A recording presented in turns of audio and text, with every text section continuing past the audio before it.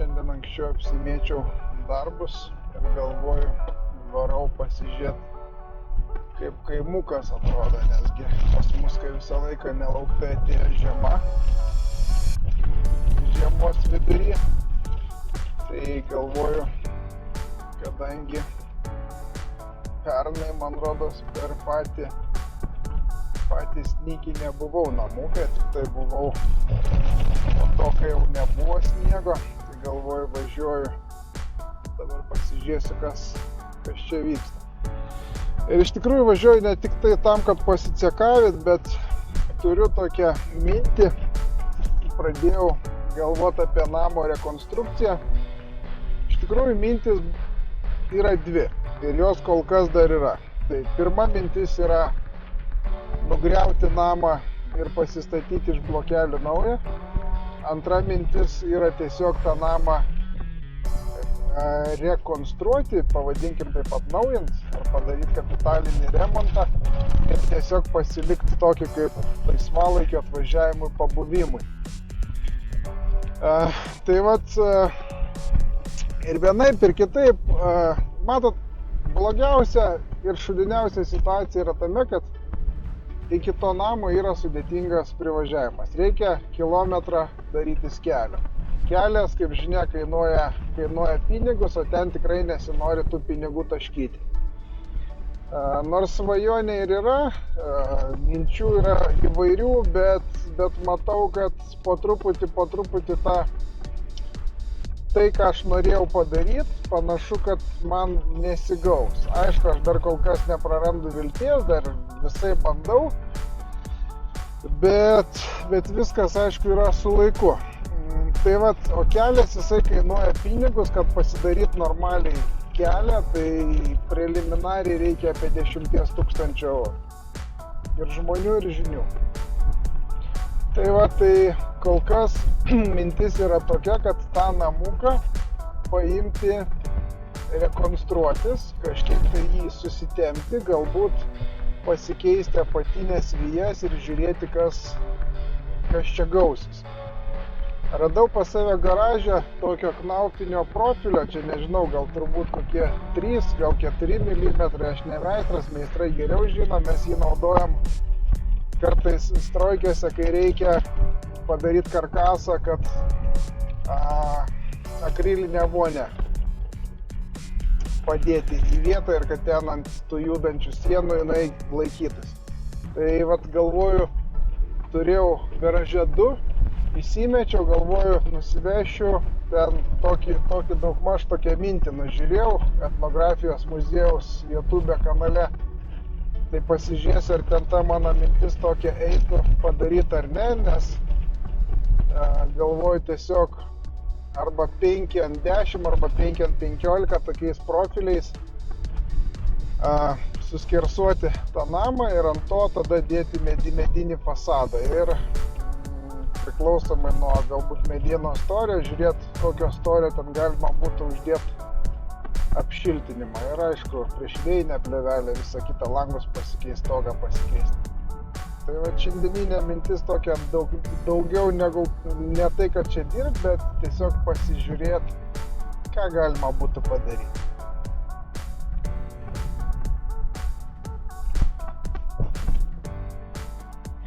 Ir šiaip, kadangi lauke šaltukas, man rodos apie 5 laipsniai šalčio, tai nebus tokia buza, nes čia vienu metu per lietų buvau atvažiavęs, tai net su savo 4 varančiais, tai vos aš čia išjudėjau. Tai vat, o kelias čia tikrai ne iš pačių geriausių, tai dabar kai pašalė, tai manau, kad bent jau kažkiek tai mažiau tie ratai čia lys į tą gruntą. Ir galbūt tie kalniukai nebus tokie slidūs, nes vat, matau iš paskutinio kartą, tai mano čia biškį dirvonas buvo išvagotas. Stengiuosi iš tikrųjų paskutiniu metu važiuoti ūkininko tom techniniam vėžėm, nes čia pastoviai važiuoja jomis traktorius, tai toj vietoj tas gruntas yra šiek tiek tvirtesnis, nes priešingų atveju tai čia nežinau. Iš tikrųjų nesinori čia baisiai to ūkininko to lauką vagot.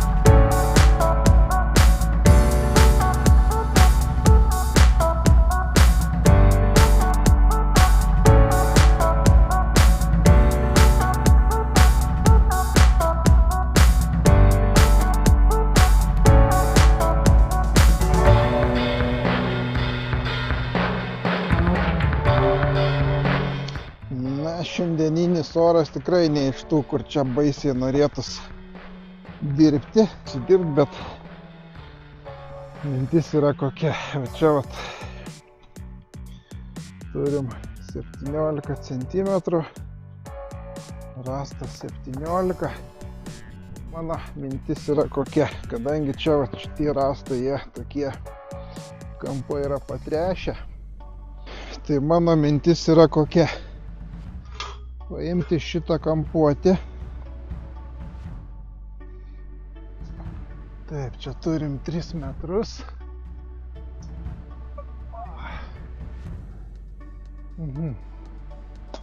Šiek tiek jisai šiuo metu yra per ilgas.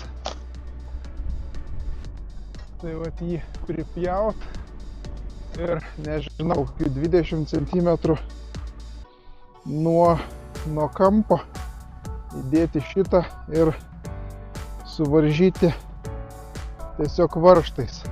Čia šitie kampai tikrai nėra geriausias būklės, bet pats kampas jisai yra išpuvęs. Aš galvoju, iš tikrųjų, dar aišku pasižiūrėsiu, kaip kiti daro, bet mačiau, ima sukelia tą namą. O čia, sakykime, čia rastas jisai yra išėjęs. Jeigu žiūrėti, ir langai jie yra išvažiavę. Tai va tą apatinį vainiką jį paima. Iš tikrųjų, čia dar plaktukas kiaurai iš tikrųjų nelenda, bet paima tą apatinį vainiką, namą sukelia ir tiesiog pakeičia, sudeda blokelius. Ar ten arko, ar plytas kažkokias. Šiaip tikrai vat, kai kurie rastai, jie gal ir nekaip atrodo, bet jie tikrai nėra kiaurai tarpuvę. Netgi čia, va, tarkim, kur kelmas įsiveisęs į namą, netgi vat su aštriu plaktuko galu tikrai nesminga. Aišku, iš to namo čia galbūt nieko gero ir nėra, bet kažkaip nežinau, man taip tą namą noris atkelt. Kažkokią tokią Tai vat, iš tikrųjų, beveik visi rastai, kadangi čia tokie tašyti, 16-17 cm. Tai iš tikrųjų ir vat galvočiau, kad mačiau čia deda kas 60 cm vertikalius pakalimus, pasižiūrėt, aišku, tos sienos, bet jeigu atsistoti ir iš namo galą, ties langais, ten matos iš tikrųjų, kad tie rastai pavažinėja. Kad mačiau, kad chebra paima, sutempia ir tie rastai atvažiuoja į vietą. Ir vat, čia, sakykim, tie apatiniai rastai, jie labiausiai, aišku, sukriošia yra. Bet vat kas keisčiausia, kad tikrai netgi ir po palangiam, kur vat žiūrėjau video Lietuvos etnologijos muziejaus Rumšiškė, ten pafilmuota video yra apie namų restauraciją. Iš tikrųjų, va, tos būtent probleminės vietos. Čia, aišku, tas namas buvo apkaltas su tuo ruberoidu. Na va, čia va šitoj va vietoj gal labiau patrešę pabyrę. Nes čia buvo išvestas vamzdis tipo atsit, ale kanalizacija. Tai va ta va vieta va, labiausiai pabyrus. O daugiau tie kampai tokie, tikrųjų, pusė velnio.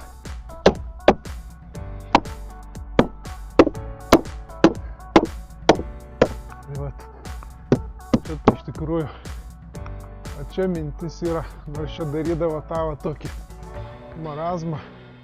Na, aš suprantu, bėgdavo lietus, nubėgdavo nuo sienų, toliau nuo pamato, bet man tai tas nepatinka. Tikrųjų, šiuo metu eksperimentuoju su tėvų sodu, tai galvoju galbūt ir čia padaryti. Nes tarkim, ta vat pusė, čia kur kamera kaba, tai ta pusė dar, nors iš tikrųjų čia yra šiaurinė pusė, o vat kur yra pietinė pusė, sniegas drebia į akis. O va čia, kur yra pietinė pusė, tai vat matos iš tikrųjų tas lentos pabirusios kiauros.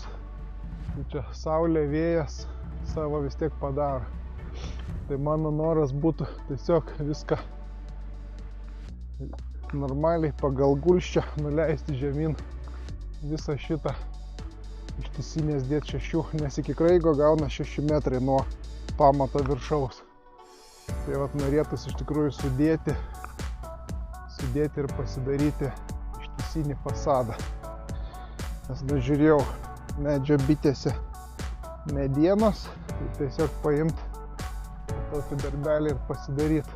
Iš tikrųjų prie to viso puvimo čia dasidėjo ir buvę krūmai, čia vat, kur išpjojau alyvas. Čia, ten ant kampo, vat atželinėja, čia po pamatais auga visokių krūmokšnių, tai tie irgi prie puvimo čia pakankamai irgi prisidėję yra. Bet kažkaip, manau, su laiku po truputį ir pasidarysim. O mano tas šiukšlynas po truputį mažėja. Ir dabar dar kai pasnygo, tai ir tie lapai visi žolių likę nuėjo. Tai nežinau, šiandien iš tikrųjų turiu atsivežęs dar pjūklą. Galvojau dar biškį galbūt praeit pasiretinti šitų tuo pačiu važiavimu. Bet nežinau, ausys šąla, reiks pasižiūrėti mašiną ir kepurę turiu.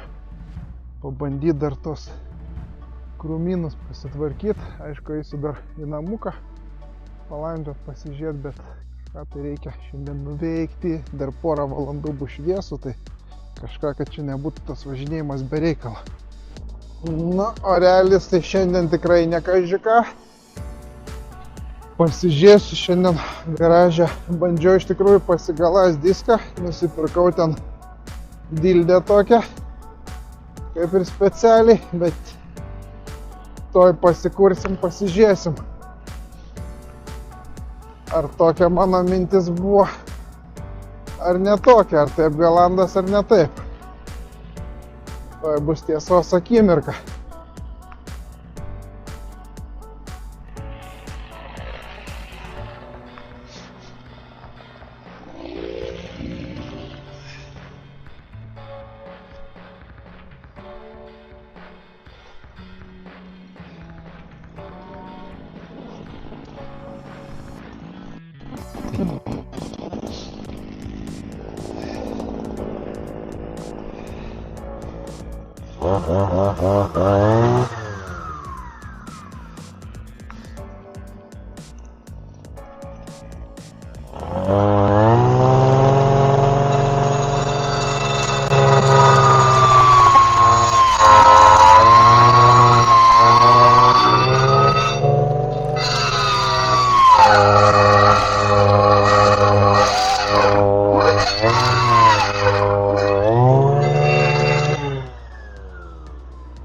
Nu, panašu, kad prastas iš manęs galastojas. Tai medis labai nenori pasiduoti. Tas slyvukas likęs paskutinis. Tai panašu, kad reikės ieškoti, kas man tą padaryti ir pagalastą. Gal ne tą pusę, bet šiaip tai liktai į tą. Iš tikrųjų visiškai neima. Palyginus palei tai, kai buvo pradžiai, tai dabar realiai iš vis nieko. Ok.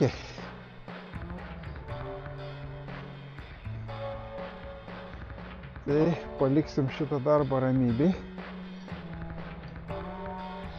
Nu, šūdas iš tikrųjų, kad šitas pjūklas nebeėma. Reiks tada nuvežti žmogui, kuris užsiema benzapjūklų dantų galandimu. Manau, iš čia man viską sutvarkys. Tai va, panašu, kad šiandieninis pjovimas neįvyks, bet nėra ta bloga, kas neišeitų gerą.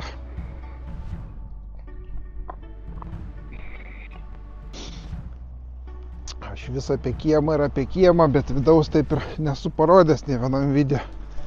Tai einam iš tikrųjų pasižiūrėsim. Parodysiu, kas čia viduj namuko.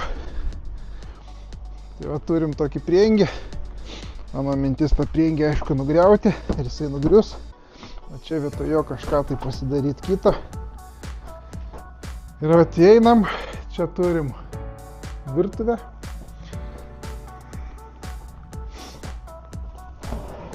Tiesiai čia vat, turim vieną tokį kambarį.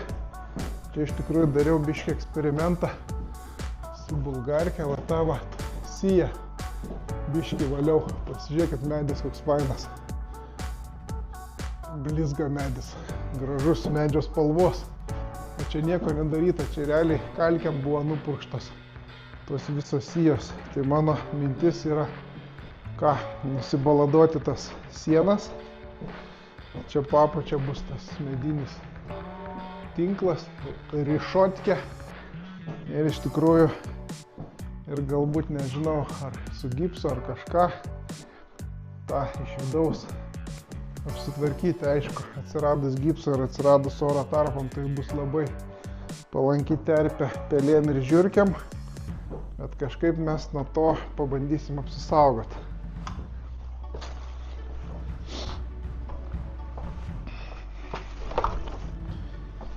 Na ir čia va dar yra vienas toks kambariukas. Čia buvo, stovėjo dar vienas pečius pastatytas. Na ir va čia yra dar vienas kambarys su tom tokiom luptom grindim. Ir kas čia yra? Ir čia yra, kad per tarpus lenda pelės. Tai va aš ten vienoje vietoj tos biški praėjimo takus su stiklais pavariau ir panašu, kad jos ten daugiau nesikasa. Tai iš tikrųjų, tai čia vat irgi čia laukas šviečias, tie vat visokie reikalai. Tai iš tikrųjų pabandysiu ir čia biški dar pavaryti stiklų, kad tos pelės mažiau landžiotų. Iš tikrųjų, pernai žiemą tų va tokių mumijų sumaitinau čia turbūt kokias 6 tokias dėžutės. Aišku, radau iš po žiemos čia tų pelių pridvisusių ir ypatingai jos labai neršia ieškodamas vandens. Kai kur buvo kokie puodai dar kažkas su vandeniu kieme likę, tai ten visos jos ir susilindo, išsimaudė. Tai va, okei, kol dar tas orelis toks nors pakankamai gražiai, fainai sninga, einu pabandysiu dar kažką tai pasidaryti lauke ir aišku, pirmą einu ieškoti kepurės, kad manau auselės nenušaltų. Ir žiūrėsiu tada, ką čia galima dar pasidaryti.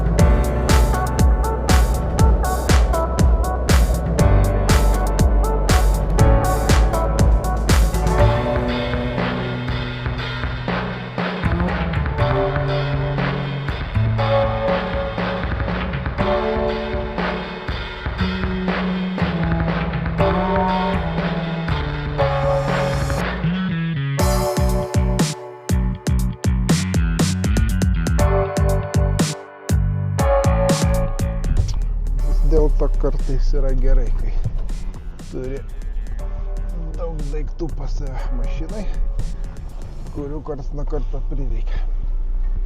Tai šiandien kepuriukas labai pravertė.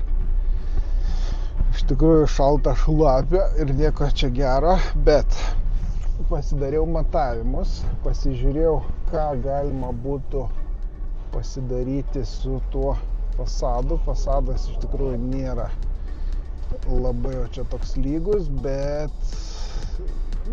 manau, viską galima padaryti. Tai iš tikrųjų dar vienas dalykas,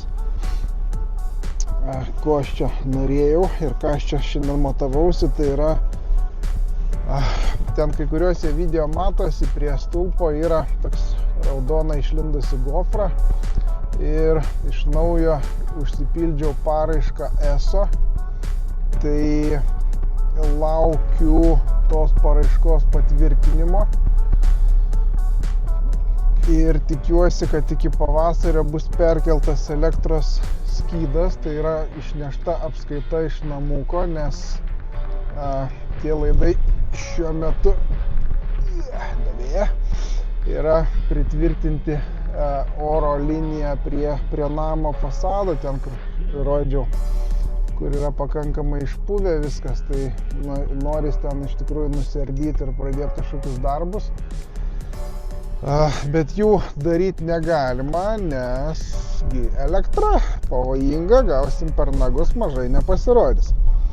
Tai va, dar tiesa su elektra, įdomus dalykas.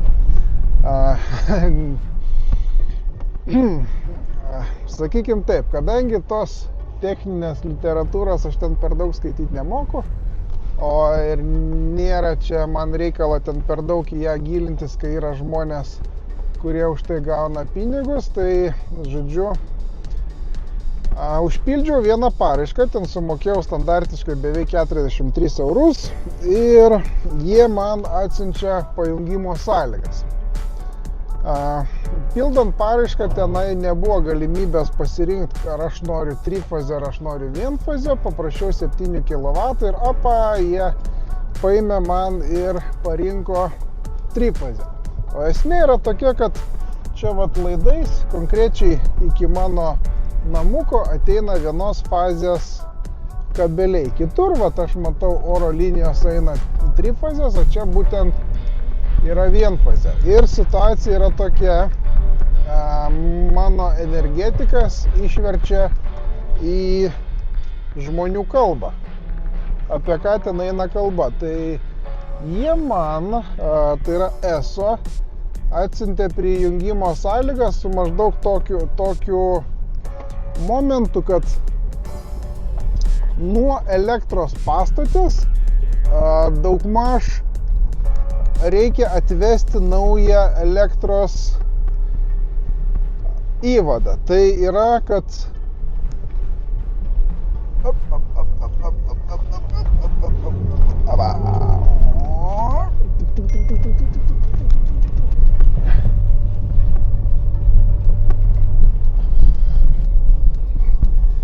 tai vat, ir susisiekus su ESO, daugmaž ESO sako taip. Jeigu nuo elektros pastotės yra iki kilometro, tai tada jum kaip ir tai nieko nekainuos, nu ta prasme dalį kompensuos valstybė ir kaip ir viskas bus ok. Jeigu tai yra virš kilometro, tada reiks pilnai 100% susimokėti man. O tai gaunasi nei daug, nei mažai. 16 elektros stulpų. Ir aš ESO klausiau, sakau, tai jūs man galit pasakyti konkrečiai atstumą? Ar mes telpam į tą kilometrą? Ar mes netelpam? ESO sako, nu tai kai jūs pasidarysit projektą, tada mes ir matysim. Ta prasme, sakau, projektą. Tai esmė, kad aš turiu pasidaryti projektą ir ESO parodyti, ar tai yra kilometras, ar tai nėra kilometro. Tai galų gale pašnekėjus su energetika sako, tiesiog tu prašykis vienfazės linijos ir viskas. Nes jeigu tu ten kol kas nieko neplanuoji daug daryti, tai sako, pasimk maksą, ką jie ten tau duoda ant tos vienfazės linijos ir viskas. Tai esmė yra tokia, kad aš jau praradau tos kem 3 eurus, nes užsipildžiau naują paraišką. Naujoj paraiškoj aš parašiau, kad noriu 7 kW, jie man paskambino ir pasakė, kad ne, mes 7, jeigu norit 7, tai tada tik tai galit trifazę. Tai, žodžiu, maks, ką aš galiu toj linijoje išpešti, tai yra 5 kW ant vienfazės. Tai užsakiau tuos 5 kW ir žiūrėsim dabar, kas bus toliau. Bet ten sistema irgi įdomi. Vienam skambini per jungę pas kitą, tada priima tavo užsakymą paraiškos panaikinimui, tada skambina kitas darbuotojas, klausia, o kodėl jūs norit tą paraišką panaikinti, tada tą paraišką panaikina, tada jie telefonų užsakymo naujo nepriima, tada vėl pildaisi naują paraišką, vėl iš naujo, žodžiu, susimoki pinigus ir dabar lauksim. Nu, ir žiūrėsim. Iš tikrųjų, kas čia toliau bus, bet man tai panašu kol kas, kad čia nieko čia mandra iš tikrųjų ir nebus. Bet, nu, laukiam ir žiūrim, kas bus toliau. Pamiršau išjungti 4 varančius. Palėtintą pavarą. Tai va, ir drožį čia, žvyrkeliais link namų. Tai va, situacija yra tokia, kad, nu, yra kaip yra. Čia aplinkui eina 30 kW oro linijos ir 7 kW yra labai sudėtinga atsivesti pigiai. Už pinigus, taip, už pinigus, bet kol kas aš čia nesu pasiryžęs mokėti už kilometrinės oro linijų keitimą ir kaip energetikas man pasakė, tai jeigu tai objektas būtų mieste, tai tada nieks nekeltų jokių pretenzijų, bet kadangi objektas yra kaime, jisai nėra prioritetinės svarbos, tai daugmaž nori gauti elektrą, tai tada mokėk savo šaibas. Na, aš kol kas nesu pasiruošęs čia tų šaibų taškytis. Tai vat noris pasidaryti kokybiškai, bet tikrai nesinori be reikalo čia išlaidauti. Nu ką, žodžiu, ši diena kaimukė kaip ir vat tokia. Kas bus toliau, pamatysim. O dabar patiko, spaudi laiką, rašai komentarą ir lauki kito vidosiko.